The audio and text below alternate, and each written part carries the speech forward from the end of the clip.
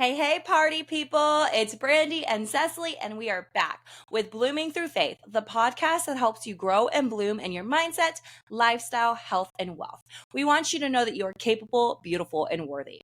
Okay, Grow Girls, today's episode is going to speak directly to your soul because we are talking about protecting your peace. This one's for the woman who's been through some stuff.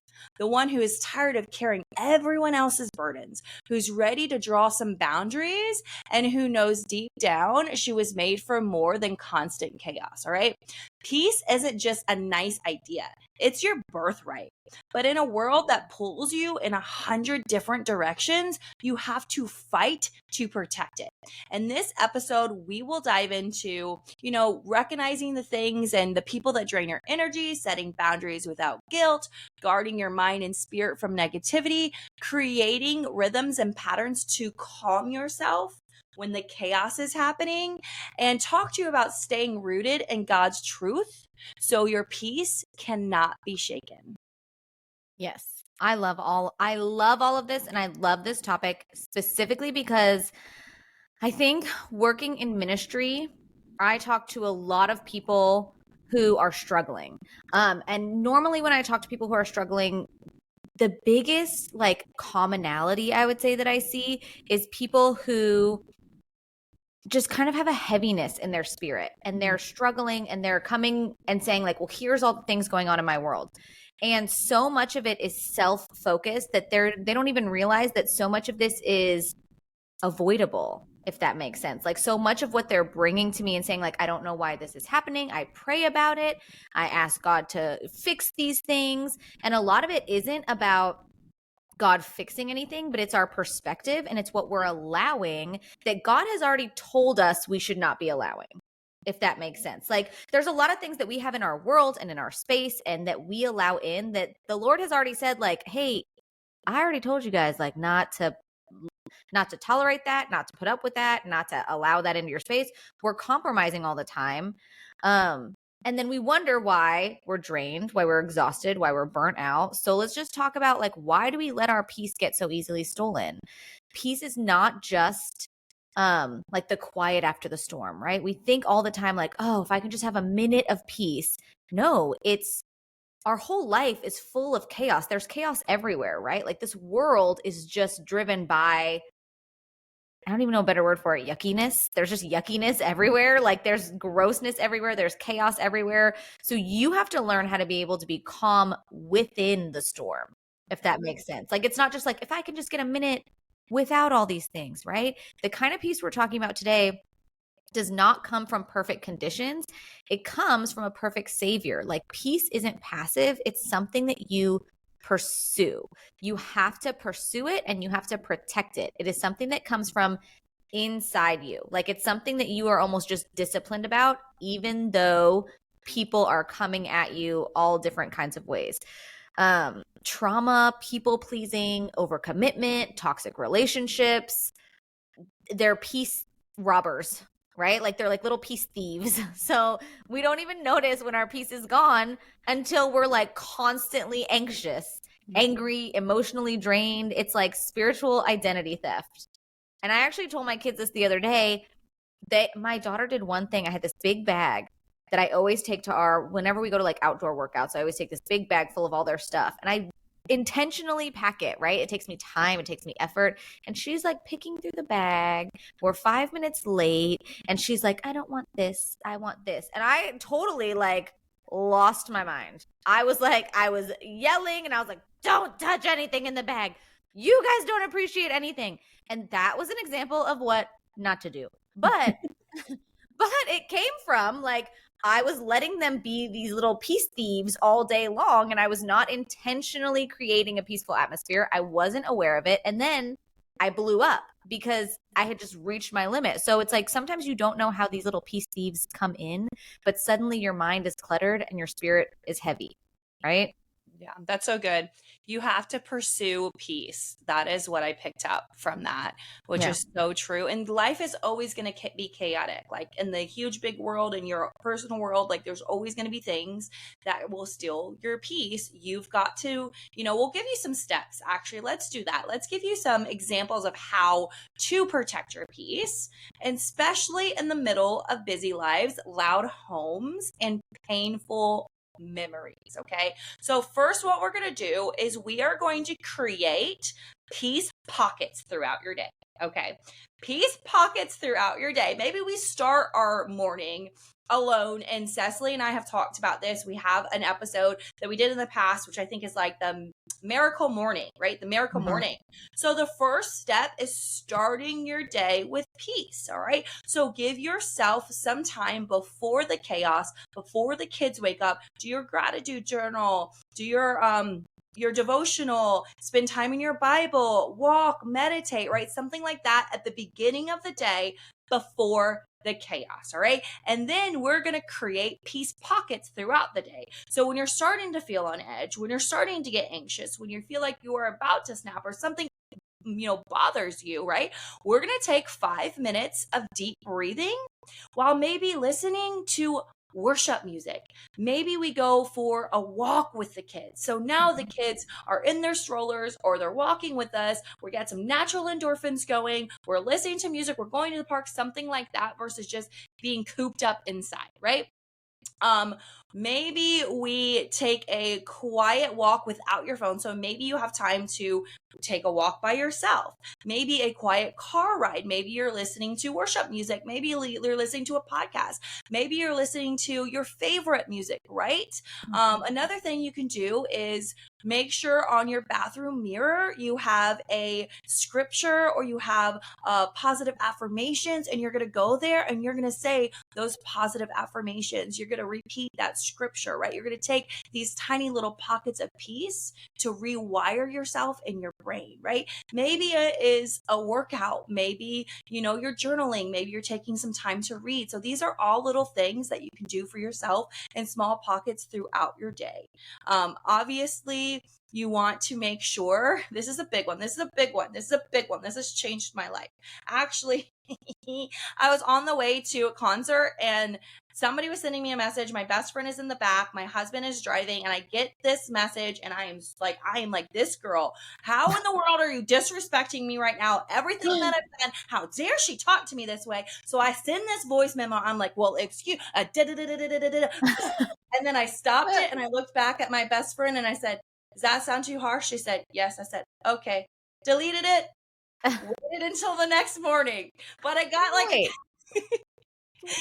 literally, it helped me vent a little bit, but I didn't send it. But I waited until the next morning. So don't be quick when something aggravates you or you get a text that, makes you mad. Pray first, react second. Okay. Pray first, react second, take some time. So instead of immediately responding to that rude text or that difficult email, pray to God. God, guard my tongue and my peace. God, guard my tongue and my peace. Because at the end of the day, when you snap back, it's just going to harm you more, especially when you're a good person. Anytime I say something, I'm like, man, did I upset this person? Maybe I took it the wrong way. Maybe I was overanalyzing. I was overthinking. Anytime I snap and pop off now, I'm disappointed in myself. So pray first, react later. Make your home a peace sanctuary, okay? So declutter your space, light a candle, take a deep breath. You can't control the world. You can't control people's actions. You can't control people's words, but you can set the tone for your space and your life, right? You can control your effort and you can control your attitude, all right? So silence your notifications. That's a good one too, right? If you work from your phone or you're on the go all the time, take an hour, put your phone on do not disturb, right? Like I said earlier, take a walk without your phone, right? Take a break from the drama online. We've said this a million times before. If you are seeing people who are posting things that fill your heart with chaos and anxiety and negativity, you don't necessarily have to unfriend, but you can unfollow. And if there's too many of that, you need to be liking other stuff that's bringing you joy, that's bringing you happiness, that's bringing you peace. And then the last thing here, what you're going to do is you are going to set boundaries on your availability. And Cecily's going to talk a little bit more about that because Cecily's our boundary queen. I am a boundary queen. Okay, before I even get into that, because I do have a lot to say about setting boundaries on your time and your availability, but one of my favorite things that Brandi said is pray first, react second, because self-control is a sign of spiritual maturity. It just is. Like, because it comes from a source outside of us, right? Like, we as people are weak. We are. We're self-righteous. We're self-focused. Like, if somebody hurts my feelings, I'm not thinking about whether or not they meant to or what they're going through. I'm thinking about me. You hurt my feelings. This is about me. My life is about me. Like, that's how we all live our lives. And sometimes people look at me when I say that and they're like, well, not me. I don't. Yes, you do. Like, you love your kids because they're yours, right? Like, you care. Like, we love other people's kids, but not as much as our own. Like, let's be really honest. Like, we start off our lives self-focused. So it takes a training to become spiritually mature enough to say, like, oh, I'm living life from my perspective.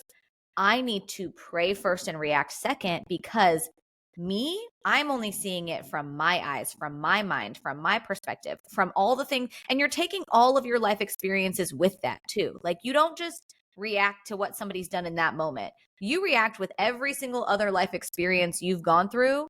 And that's why you react that way. Like, when someone does a certain things to me, it triggers me more quickly than something else, because I've probably dealt with something like that a lot in my life. So it's important to take a step back.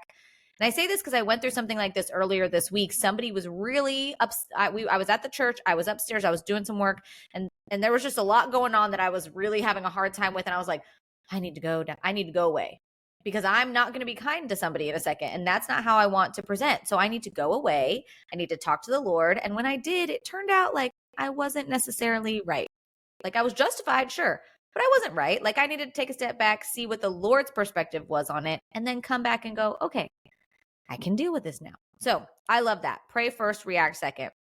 Now let's go back to boundaries. We're going to talk about the power of saying no. And I think this is really funny because this also goes back to how our life experiences kind of form us and form what we feel obligated to other people. But I want to just start by telling you is you can create the space that you deserve. Other people are not going to do that for you. You can create the peace that you deserve. Other people are not going to do that for you. Other people, even the people that love you a lot, if they love you a lot, they want you around. They want your energy. They want to bring whatever you have onto them. So they're going to have an expectation of you. The only person that can truly, truly protect your peace is you. And so there's one of the greatest ways you can protect your peace is by learning to say no and not feel bad about it. My friends still make fun of me. I'll give you an example. We have a slew. I don't even know if that's a real word, but we have a slew of back to school meetings, right? You're like, Cesley, you homeschool your kids. I know, it's shocking that we have back to school meetings, but we do, because we go to all these different co-ops, right? So we have back to school co-op. We actually socialize a lot more than kids' parents that go to school. We have back to school brunches with each other. We have back to school like community nights. We have back to school orientations, like all the things. And I don't go to most of them. I just don't go because it all gets sent out in an email. So like for me, I'm like, oh, that's on a Friday night. That's a no for me. Like, I don't know, like for me, unless it's really vital, it's a no. And they're like, but you have to go. All my friends look at me. They're like, well, don't we have to go? I'm like, who said you have to go? I'm not, if you want to go, you should go. Don't look at me. Don't not go because I'm not going, but I'm not going to, I just worked all week. I'm spending my Friday night at home with my kids and my husband. We're going to have dinner. We're going to have game night, whatever it is. That's how I can really bring joy to my Friday. If you need to go to that, you should go.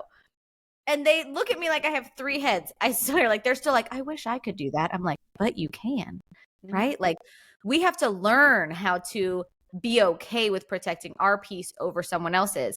A healed woman knows that her yes has weight. Like when I say yes to someone, I consider that a commitment. I don't do that half-heartedly. So sometimes saying no is the most Christ-like thing you can do because it honors the assignment that God gave you.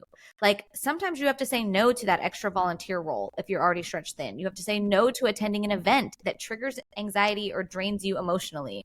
That's my favorite no. That event doesn't really have much that's going to bring me joy. I'm going to feel obligated when I'm there.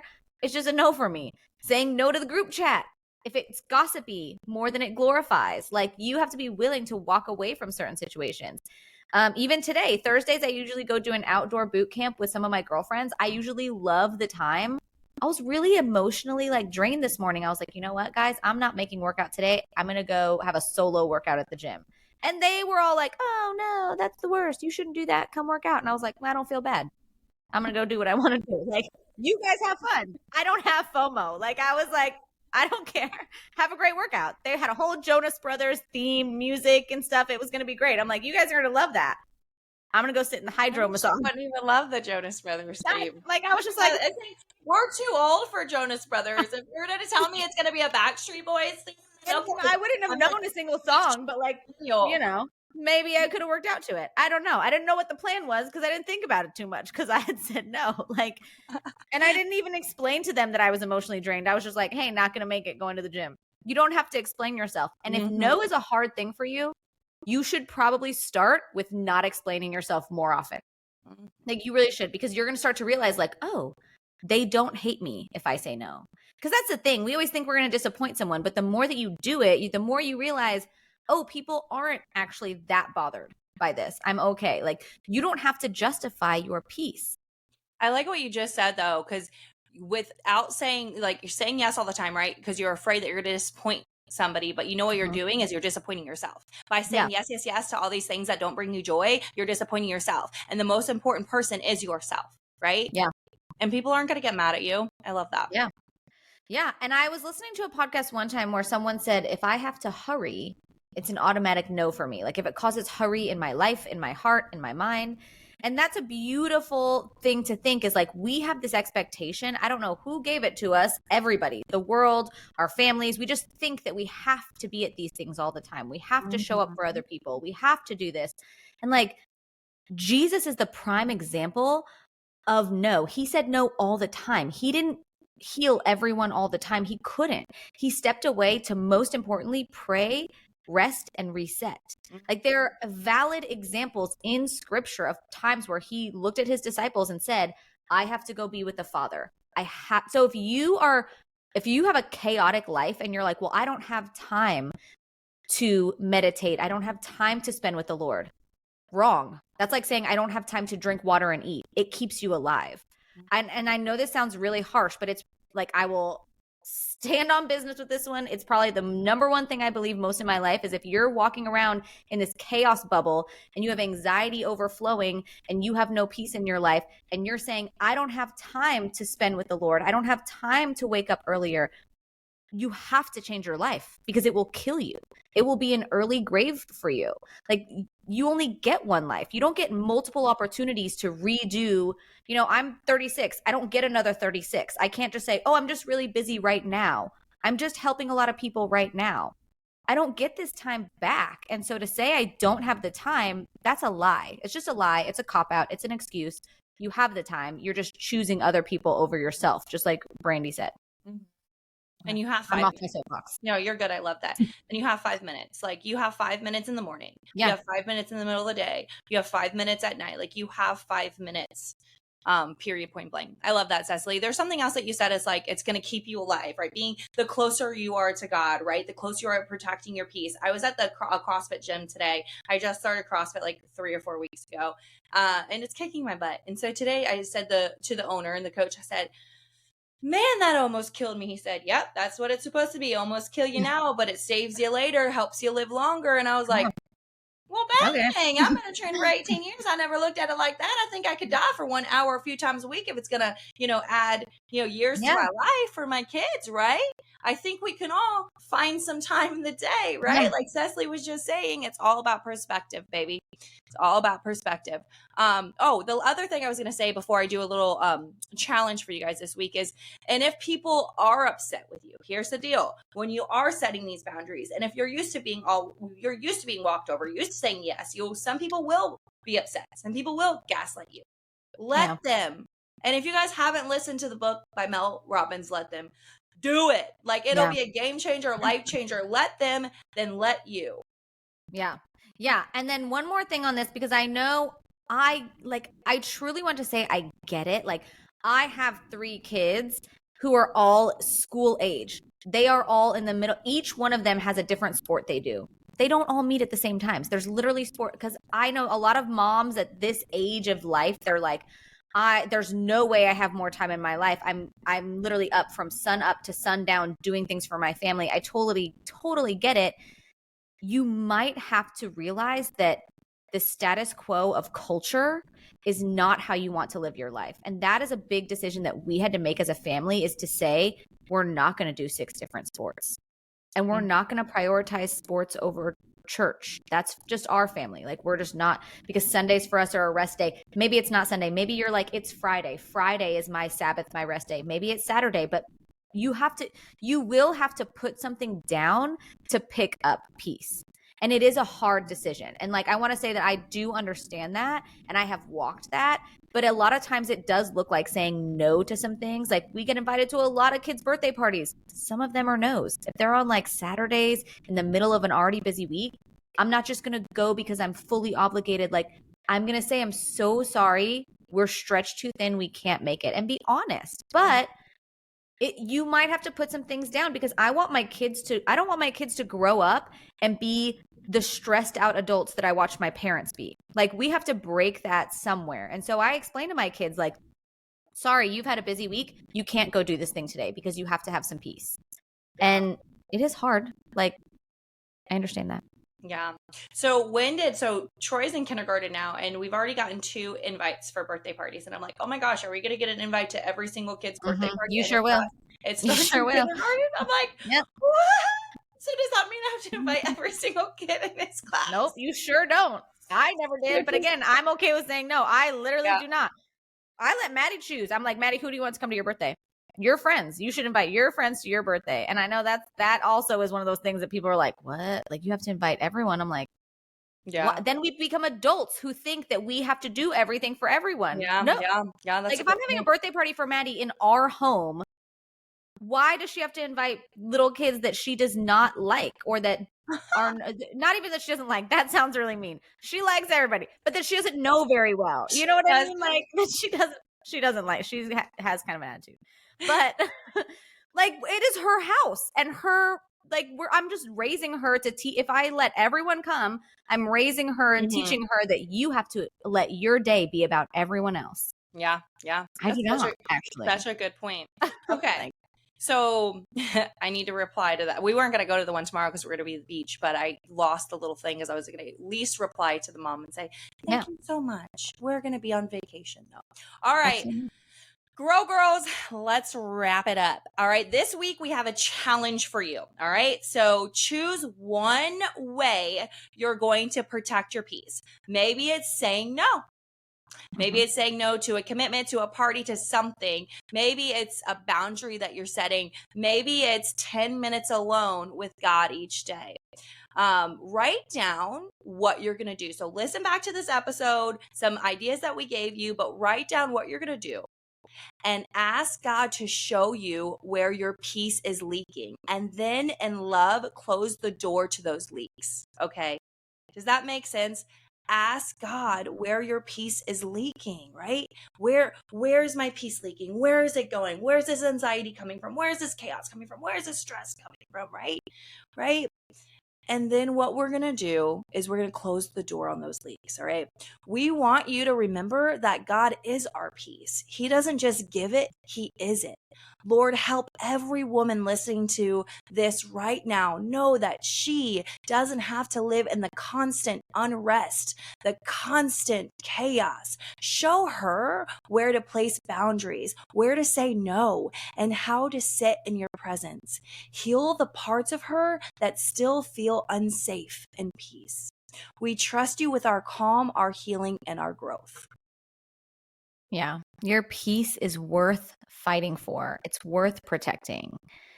We're so glad that you could listen to this. We hope that it has encouraged you in some way. We hope that you will take this challenge and really apply it to your life. If you have a friend that you know that just lives in chaos, share this episode with her. And we want you to not forget that you are allowed to bloom in peace. And always remember, you are beautiful, you are capable, and you are worthy, and we can't wait to watch you grow, girl.